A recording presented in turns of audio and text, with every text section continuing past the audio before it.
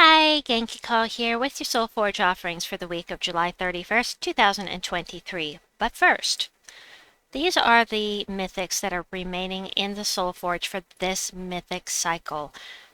All of the mythics that you see on the screen will be up in the Soulforge within the next 4 weeks. So if there's something on this list that you are desperately wanting and you only have about 4,000, diamonds, or you have less than 8,000 diamonds, for instance, Tina might be up next week. You just don't know. It may be 4 weeks from now, it may be next week. So keep these things in mind when you're trying to decide whether or not to craft this week. Okay? All right, let's move on. So, Soulforge. Got to get to the right place. There we go.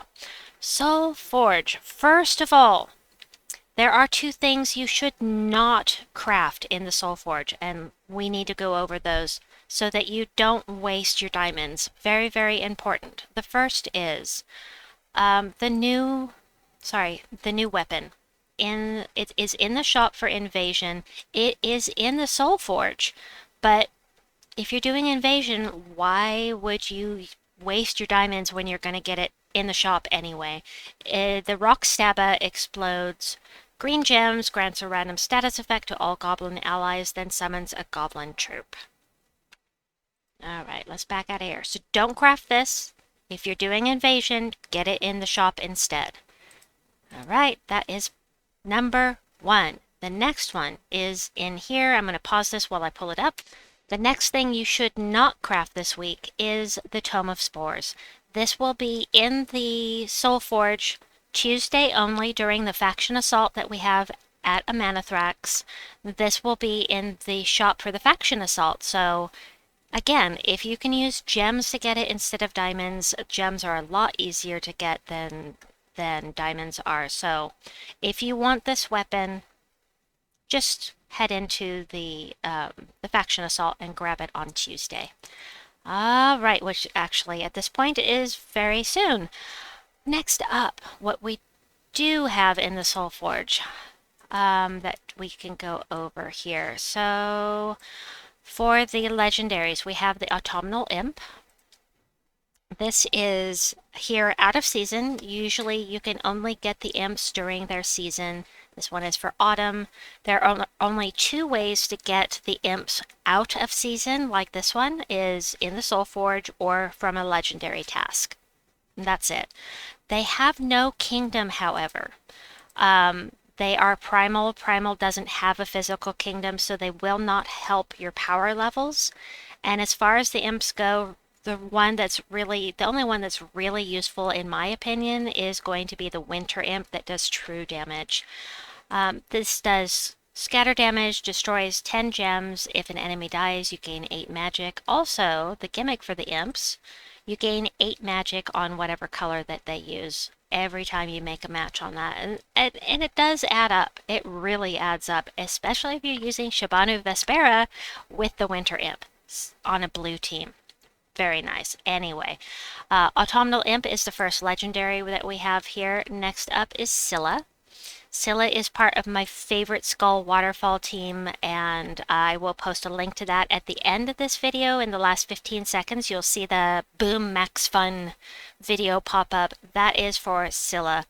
Now, I don't use her because of this. So she does damage to the last enemy with a 25% chance to insta-kill them and submerge all other allies. The insta-kill won't work on Enraged Kurandara, the Dooms, or Leona's Tower, but otherwise, you got a 25% chance to kill them every time you cast with her. The reason that Scylla is important for the Skull Waterfall team is because she creates a Bone Storm on 4+ gem matches, and that's exactly what happens. There are a bunch of explosions, and skulls are falling, and it just boom, boom, boom, boom, and you just kill the entire enemy team with skulls. It's fantastic. It's so fun. Anyway, moving on.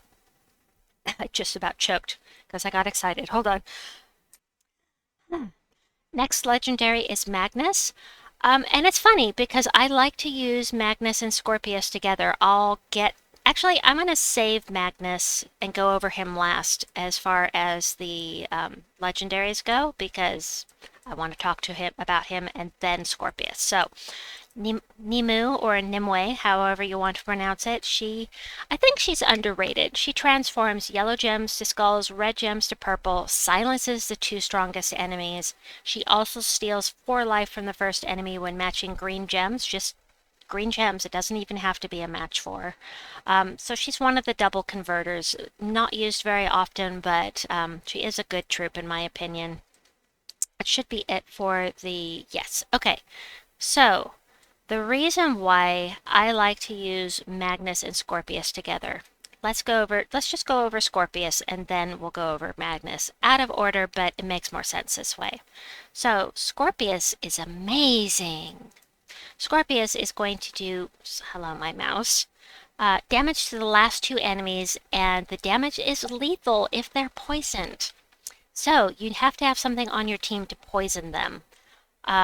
He is impervious. He does poison enemies when doing skull damage. I would not put him at the front of the team personally, but also all brown allies gain 1 to all stats at the start of each turn, and this is important because there are some troops like I'm thinking Consort of Darkness, but I don't think that's the one I meant. It's not Consort of Darkness, it's the other one. Hold on. Alright, I figured it out. So, Scorpius is right here. So, you've got that +1 to all brown allies gain 1 to all stats at the start of each turn. That includes magic, and the Archduke has a percentage chance equal to his magic to insta-kill, right? So, starting out, not on a team or anything, for me, 38% chance to insta-kill. +1 every single turn, which actually adds up really quickly with this guy especially because he gains 3 magic at the start of every turn anyway. But it's 4 if you also have Scorpius on the team. The other one I was talking about that does the same thing is Consort of Darkness, but he doesn't have that plus here. It's only because from Scorpius. I digress. Let's go back in here. So the reason why the insta-kill is based on poison, and the reason that's important with Magnus is because Magnus is going to poison all enemies every time he casts. He's also going to do other status effects, like he could inflict poison just on a random match 4 gem match. Now, he's a really good troop. He's that negative status effect every time you match 4+ gems. Impervious, he's greedy. You know, he does damage to all enemies. He's a really good troop, also underutilized. Now, I always used Magnus with Scorpius because I didn't have Euryale. Euryale is another mythic, and she poisons all enemies anytime there's a match 4. So, of course, it's going to be more efficient to run with Scorpius than Magnus, but I didn't have her at first, so these two actually work very, very well together. So the next mythic that we have here, did I miss one? No, he's always here. The next one is Megavore. This was my very first mythic. He eliminates all armor from all enemies, does damage to one enemy, submerges himself, and every time you get a match 4, there's an 8% chance to just insta-kill the last enemy. Again, unless it is Enraged Kurindar, Leonis Tower, or Doom. Those are immune to insta-kill.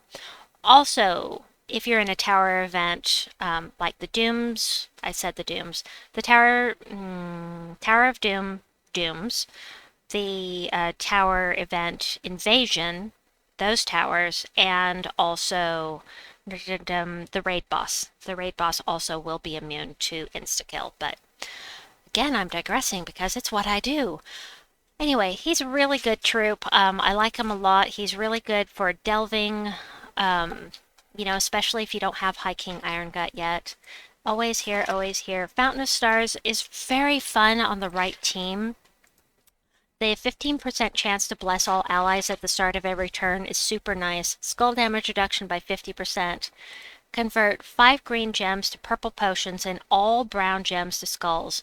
Cleanse all Fae allies. I tend to ignore this part because I don't necessarily want to run an all Fae team. The cleanse is nice, but you get the cleanse every time you get blessed. So, anyway, the way that you want to run with the Fountain of Stars is to make sure that you have a match 4 on brown skulls to gems to skulls, and that way you don't lose control from the green gems to purple potions. I'll see if I can find a Guild Wars battle that I did with the Fountain of Stars to give you an example of a good team to use for Fountain of Stars, and that will be linked in with the other video I had planned to put up. Always here. Here's another one that insta-kills on if they're poisoned, but he only hits 1. He's also from Drifting Sands. He's just not as good. True damage to an enemy, which is great. Inflict poison and 3 stacks of bleed on them. That's great. That's fine.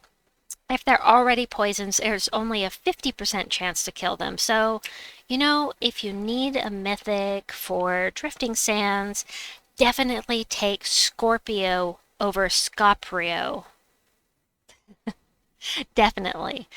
Yeah, this guy is, you know, if you're going to compare them, take the one that's better and come back for this guy sometime later. He's okay. That's all I can say. Compared to Scorpius, Scoprio is not very good. Tarrasque is always going to be here, as is actually all of these are always going to be here from now on. I put out a video on Tarrasque and a bunch of teams that you can use for Guild Wars and whatnot. I'll also link that in if I can remember at the end of this video. Okay, weapons. Let's get to it. Weapons. Flesh Ripper. This is not a bad weapon at all. It eliminates all armor from an enemy. You know, people are always going straight for Trickster Shot or Meng or oh, my brains. Where is my brain? Meng or Earth's Fury, that type, or even Rope Dart if you want to eliminate all armor. Flesh Ripper is another option, and it uses different colors. But it also does damage boosted by the armor eliminated. It's a 3-to-1 ratio, but, you know, if you rip off 100 armor, you'll do an extra 33 damage. So, yeah. It's a not bad. On the right team, it's pretty good.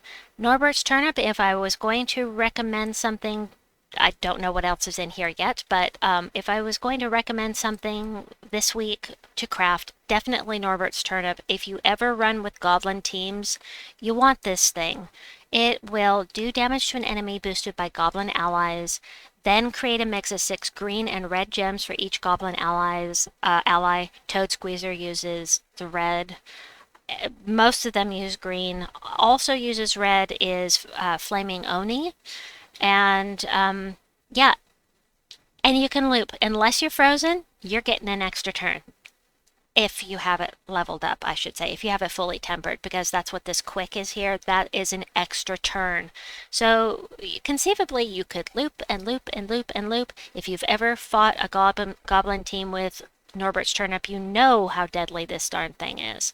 So of what I've seen so far, definitely craft this if you have the diamonds for it. Unless you're never going to run with a goblin team. Alright, next up. Alright, well, you can talk about the Doombreaker. There are going to be so many doomed weapons in the game. Now, something I want to mention is that for the doomed weapons, first of all, they're really expensive. Yeah. I guess that will be my 4th video. Which doomed weapon you should craft first. This is not one of them. The thing is about the doomed weapons is that you have to have forge scrolls in order to temper them. So you can't take them up levels without forge scrolls unless you have an orb of forging or a major orb of forging. Those are fantastic, but they're hard to come by. And from now on in the Tower of Doom events, In order to get double points, you have to use whatever the current doomed weapon is. So whatever the new doomed weapon is for that Tower of Doom event, you have to use that against the doomed in the doomed rooms in order to get double points. Like we're getting double points for using Slug Hoarder, it's the same type of thing. So you might want to save your Forge Scrolls for the new weapons that come in for the Tower of Doom. Looks like we're doing a Tower of Doom now like every four or 5 weeks, something like that. So yeah, as opposed to like 10 or 11 weeks that it was before. Anyway, it's available. It's available. It's in here. If you need to have another weapon for Zajan and you've already crafted all of the other things, then it's an option, but there's nothing really stand out about this particular doomed weapon, in my opinion. I could be wrong. Somebody let me know in the comments below if you love this weapon. Next up is the 75 diamond, one of the 75 diamond ones. There may be more than one. Cheapo weapons here. If you need one to keep from getting power level blocked, this is a nice cheap option. It does get an extra turn, so if you're running on Brown Guild Wars Day, this is a free hit against your enemies, provided that you have it leveled up. But it does remove all green gems. You can deny that color to your enemy, does a little bit of damage to the enemy, boosted by the gems removed, and if the enemy's is from Zajan or the battle is in Zajan, you'll deal double damage. Alright, next up is the face stick. You know, it may not be the best weapon in the world, but I love this weapon. I don't know why. It's so fun to me. It does splash damage, which isn't great. Splash damage, it'll say up here what it should say up here what splash damage does. There it goes. Wait, why does it say light splash damage and this says splash damage? Let me take a screenshot of that. Oh, I have to take a screenshot and mention it on the forum because that is an error. This should not be light splash damage. It says splash damage. There is a difference. Big difference. Anyway, screenshot. Thank you. It does splash damage to an enemy and explodes 8 gems of one of their mana colors. It's not a lot of mana gen, but for some reason, it may be the name of it, the way it looks, or the explosions, or combination of the 3 things, but I think it's a really fun weapon to use. I don't use it often, but it is fun to use, in my opinion. Wanda Stars will always be here, as will Trick and Treat, it seems. And the Curse Breakers, of course. Next, we have the Hack Job. This is going to do damage to an enemy boosted by Zajan allies, then create a mix of 6 green and brown gems for each Zajan ally. And, you know, if I'm going to do something like this, I'm going to go for Norbert's Turnip instead because, you know, green and brown, great, but the other one has an extra turn and this one doesn't, so...